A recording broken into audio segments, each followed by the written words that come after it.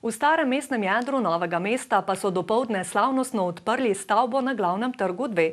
Tako imenovana Fichtenauova hiša je kulturni spomenik lokalnega pomena, novomeška občina pa je postala njena solastnica leta 2016, ko je Nikolaj Levičnik podaril del prostorov. Nekoč je bilo v stavbi živahno, saj je tam živelo več družin. V njej je med letoma 1964 in 1976 odraščal upokojeni novinar Rasto Božič. Bila je precej drugačno stanje, zdaj je prava taka pomlajena mestna starka. Prej je pa bila zanemarjena luknja. Tole je bilo vse posrano pa postano od psov in podgane so ležale in so se preganjale.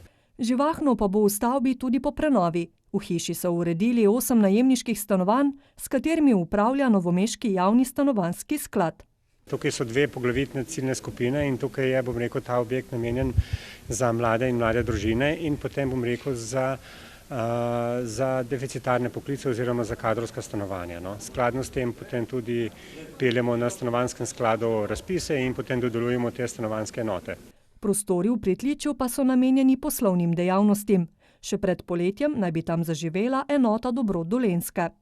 Upam, da bomo za svojo ponudbo obogatili ta prostor in širili zgodbo dobrot in lokalnih surovin in nesnovne kulturne dediščine v smislu kulinarike.